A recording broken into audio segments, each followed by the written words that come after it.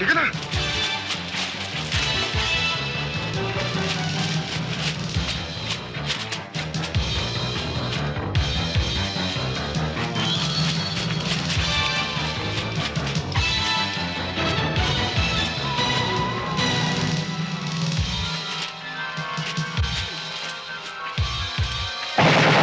Manuel, isang mahaba at isang maikli ang dala nila. Paano tayo lalaban?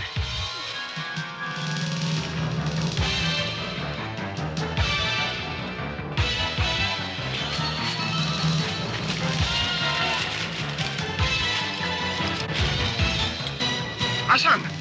Andito lang di ba?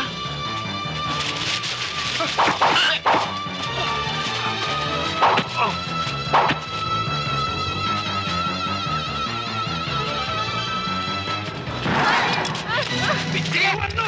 Ibaba mo baril mo! Sabog ang utak mo! Huwag kang papatay ng tao, Ariel! Tayo mapapatay niyan eh! Nakita mo ang laki ng baril! Baka mapunta ka pa sa impyerno eh! Huwag na natin patayin eh! Sige! Gumalaw ka! Patayin na natin to! Patayin na natin!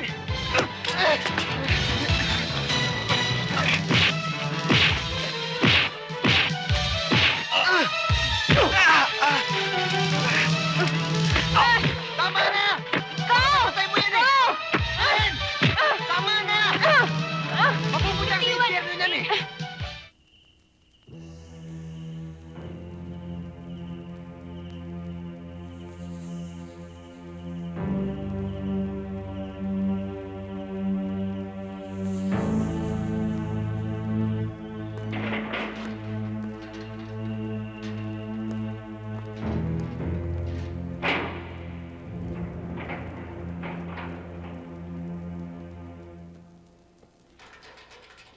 Roman. Daniel. Puka. Kamusta na sina Ate Celia at Monching? Mabuti naman ang lagay nila. Ikaw, Daniel, kumusta ka naman? Ito, mabuti. Alaga ako dito sa loob dahil na rin sa tulong mo. May magandang balita ako sa iyo, Daniel. Ano yun? Patay na si Mayor. Hindi ka na siguro maiipit dahil sa pagkakapatay mo sa anak niya. Nagawa ko yun dahil pinatay nila si Inay. Alam mo yun. Kung ganun, pwede ko nang lakarin ang paglaya mo.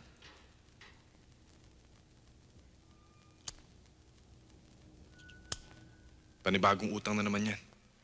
Baka mabaw na ako. Hindi kita sinisingil. Baka yan ang isipin mo. May karapatan ka maningil. Unang-una, nandito ang dugo mo. Nananalaytay pa rin sa katawan ko.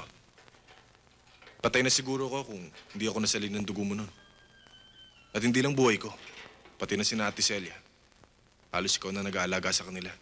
Hindi ako dumalaw dito para pag-usapan lang ang nakaraan. Hingi ako ng pabor. Isang trabaho para sa'yo. Paglaya mo. Pambihira ka. Ako pala ang bibigyan mo ng pabor eh. Hindi yon. Alam mo, Roman, sa dami ng tulong mo sa akin, sa laki ng utang na loob ko sa'yo, kahit siguro utusan mo ako sa impyerno, magagawa ko. Ang importante, makaalis ka sa impyernong ito. Di ba?